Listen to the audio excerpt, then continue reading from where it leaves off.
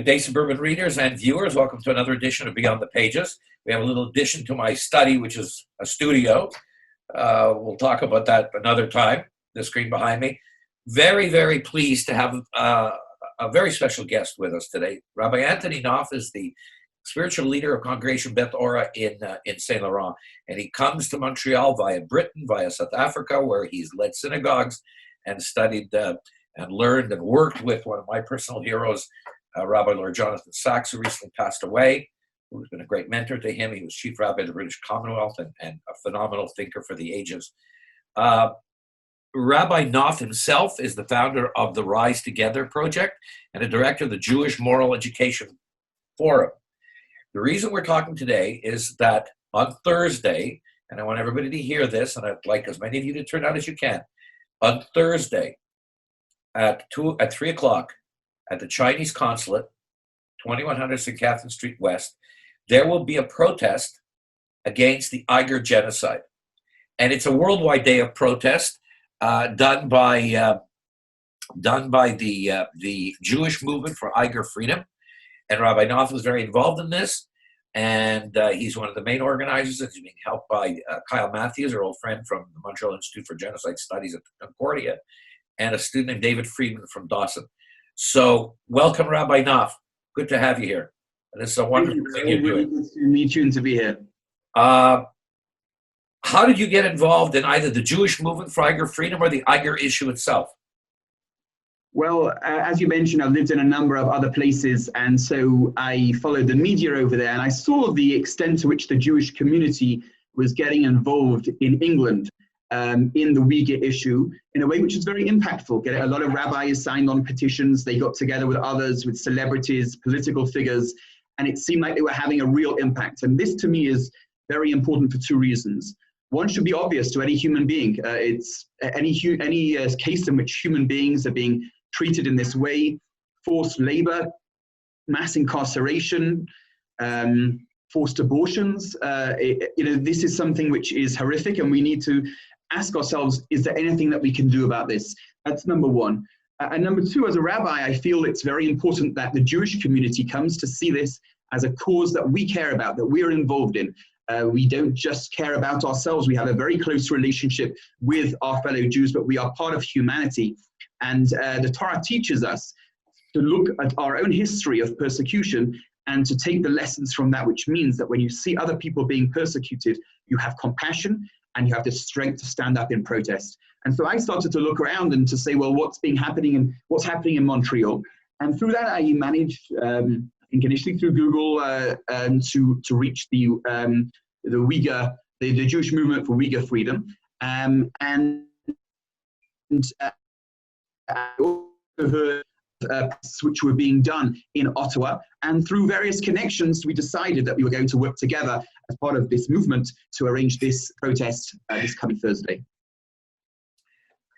When you mention the Jewish responsibility and the Jewish obligation, something extraordinary did happen earlier this year, and Rabbi Sachs was one of the authors, where dozens of rabbis in the United Kingdom, for one of the rare times, actually compared the Uyghur genocide in China to the Holocaust. And that's a comparison we're very, very loath to make and very careful. But they used that comparison perhaps only for the second time, to my knowledge, since the end of the war. That was done consciously, of course. It wasn't just in the writing. Yeah, it's an excellent issue that you raise, and it is very important for us to recognize the uniqueness of the Holocaust, both in general in terms of the conscious effort that was made to annihilate the people, and the extent to which it was done over that period of time, in the face of international apathy, and because as Jewish people we have a special connection to our history, and this was our family that were persecuted. And yet, in all cases, it's important to take out from that lessons. The Torah says that we need to have a compassion, not to oppress the stranger, because we were strangers in the land of Egypt. Now, in the land of Egypt, as we know from the story of the Hebrews in Egypt, babies were thrown into the Nile. We remember the story of Moses that they tried to save, they managed to save him, but babies were murdered. But when the Torah says, don't oppress the stranger, it doesn't just mean don't oppress the person who is suffering from a a campaign of infanticide. It means whenever the real message is that the real message which comes out is whenever someone feels vulnerable, you have to reflect on your own experience and have compassion. The vulnerability, the compassion that you have doesn't mean that you think it's the same experience. It doesn't mean that the Holocaust is to be acquainted with any other experience.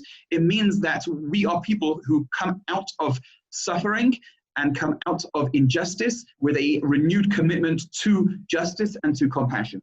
But it is very interesting that the decision was made to make those comparisons. There are obviously points of contact. Whenever we hear about concentration camps, we shudder.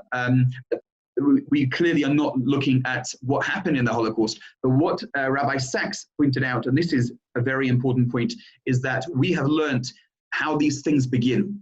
That horrendous persecution, genocide, occurs when people are dehumanized. And that certainly happened to the Jews in the 1930s. Nazis popularized a perspective on Jews that are not real human beings. When you look at what's happening to the Uyghurs, they're clearly not being treated as those who are deserving of human dignity. They are being dehumanized. From history, we know where that can lead. Can, God forbid, lead to something like that which happened in the Holocaust. And now is the time not to wait, God forbid, for it to get to anything like that level, but to protest now after already there has been so much human suffering. Now, this will be a worldwide day of protest, which means there'll be demonstrations in other cities. What would you like to see Canada do? What message do you want Canada to send to China and other Western nations, even in this time of COVID? Yeah, to some degree, as you say, it has to be together with other Western nations, and on the international scene, there is a question as to what the best method could be. It could be in alignment with the United States on this issue, but there needs to be a very strong message given to the Chinese government that there will not be apathy, that the world will not stand by and watch as this is being done. China, of course, have given some lame responses to some of the accusations. There was a BBC interview which people will find online, which was really laughable. If I'm not mistaken, the Chinese ambassador to Great Britain on perhaps Newsnight, where the ambassador was trying to make excuses which really didn't stand up and tell stories. We need to be able to show that we're not going to take that seriously, that rather we're going to observe what's happening, demand proper investigation, and demand a halt to what is happening. And this can involve potentially difficult decisions in terms of businesses, because we do know that there are well-known fashion industries and others which are availing themselves of slave labor from the Uyghur population. So potentially we need to be looking at that as well and saying, well, difficult decisions may have to be made, because we cannot make the same mistake as has been made in history prior to this time. We cannot simply say we're going to watch about and say it's on the other side of the world, it's not happening to us, so we don't care. If anything, the current pandemic has brought us closer. It's given us the consciousness that we are all human beings vulnerable to disease, and therefore are together as one people. The disease, the coronavirus, the illness can affect any kind of human being. And that reaffirms our sense of being one, even if something's happening in a different country. And we need to be prepared to take a stand on this. The entire China trade is now being affected, I think, by the pandemic. I think businesses are reevaluating what they've been doing and how much is it a race to the bottom simply to get the last cent of profit. We've known for a long time the human cost in North America and in the West, both practically and ethically, of taking advantage of slave labor. It's certainly not just the Uyghurs, but others. What do you Jewish clergy, of course, has been in the forefront of civil rights struggles from the time of Martin Luther King Jr. in the United States. But what is it about the Uyghur issue, do you think, that's particularly galvanized worldwide Jewish clergy, even more so than during the Balkan crisis in Kosovo and Rwanda and all the horrors we've lived in? What is it about this, do you think, that has galvanized everybody around the world? Yeah, I would like to see more galvanization, but yes, I certainly have noticed the strength of this protest. I think you may have a stronger historical knowledge of the Jewish involvement in some of these other cases, and perhaps a stronger personal recollection. So I'm not in a position to make the comparison, I think, but I think that you do have cases, as you mentioned, in South Africa and in America of Jews fighting for civil rights, that's often tended to be on the fringes of the community. So what we are seeing, I think, is a welcome development of Jews caring more about this issue, whether that's something to do with the particular issue of the Uyghurs or whether that's something to do with where the community is. I don't know. I know that from where I stand, I witness, and we all witness in the world, a growing separation between peoples, growing hostility. The political climate that we've seen in recent times has really, I think, affected discourse amongst communities, nations, and even divisions within families.